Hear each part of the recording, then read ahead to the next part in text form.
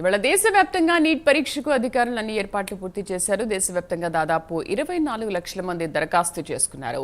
తెలంగాణలో 190 పరీక్షా కేంద్రాలను ఏర్పాటు చేశారు. పరీక్షా కేంద్రాల వద్ద 3 అంచెల భద్రతా ఏర్పాట్లు చేశారు. మా కరెస్పాండెంట్ సుప్రియ పూర్తి సమాచారం అందిస్తారు. సుప్రియ.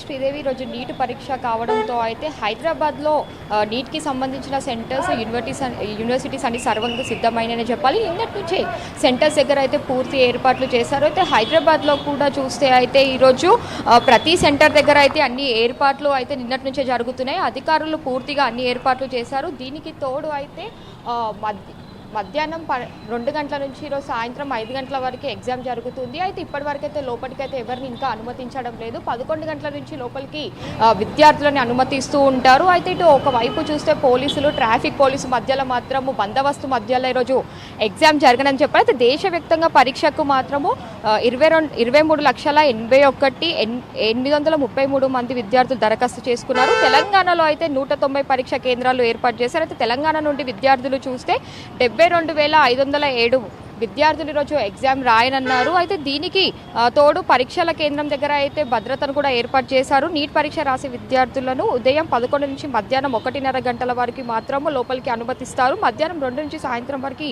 పరీక్ష జరుగుతుంది. అయితే దీనికి సంబంధించి ఇంగ్లీష్, హిందీ, తెలుగు కాకుండా ఈ పరీక్ష మొత్తం 13 భాషలలో పెన్ పేపర్ విధానంలో కూడా నిర్వహణ చేశారు. అయితే నీట్ పరీక్షకు ప్రవేశించే హాజరే విద్యార్థులకి కొన్ని ఇన్స్ట్రక్షన్స్ కూడా విధించారు. అడ్మిట్ కార్డుతో పాటు ఏదైనా గుర్తింపు కార్డు మరియు పాస్పోర్ట్ సైజ్ ఫోటోగ్రఫీ తప్పనిసరిగా పిల్లలు స్టూడెంట్స్ లోపలికి తీసుకొని వెళ్ళాలి. అయితే వీళ్ళు ఏదైతే ఎగ్జామ్ రాస్తారో దానిపైన వీళ్ళ పాస్పోర్ట్ సైజ్ ఫొటోస్ కూడా అతికించాలి. అభ్యర్థులు తప్పనిసరిగా డ్రెస్ కోడ్ కూడా పాటించాలి.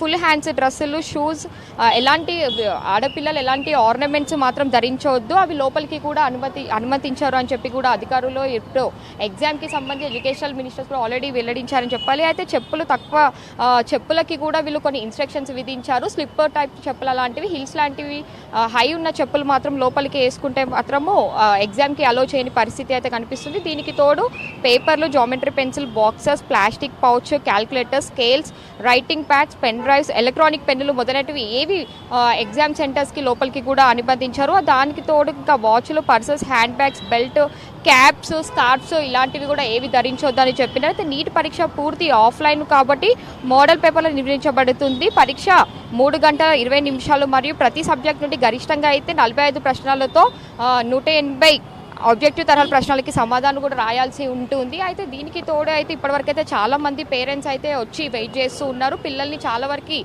డిస్ట్రిక్ట్స్ నుంచి తీసుకొని వస్తూ ఉంటారు కాబట్టి వాళ్ళు మార్నింగే ఇక్కడికి వచ్చి చేరుకోవాలి ఎగ్జామ్ సెంటర్స్ దగ్గర. కానీ ప్రతి ఒక్కరు ఎంతో టెన్షన్తో అయితే మనకు ఇక్కడ కనిపిస్తున్నారని చెప్పాలి. కానీ ఉదయం 11 అయిన తర్వాత మాత్రమే లోపలికి అనుమతించే పరిస్థితి అయితే మనకి కనిపిస్తుంది. ఇంకా హై సెక్యూరిటీతో అయితే ప్రజెంట్ ఇప్పుడు నేనైతే జేఎన్టీయూ కాలేజ్ దగ్గర ఉన్నాను. జేఎన్టీయూ కాలేజ్ దగ్గర చూస్తే అయితే ఎవరైతే విద్యార్థులు వాళ్ళ పేరెంట్స్తో వస్తుంటారో వాళ్ళు క్యాబ్స్ అవ్వచ్చు, ఓన్ వెహికల్స్ వచ్చినా కానీ ఇక్కడ సెక్యూరిటీతో పాటు ట్రాఫిక్ పోలీస్ అయితే వాళ్ళకి లోపలికి అనుమతించడం లేదు. దానికి తోడు వచ్చిన విద్యార్థుల దగ్గర మాత్రం అన్ని ప్రూఫ్స్ అయితే వాళ్ళు చెక్ చేసి ఇక్కడ వెయిట్ చేపిస్తున్నారు. Sridevi. Right Supriya, thank you.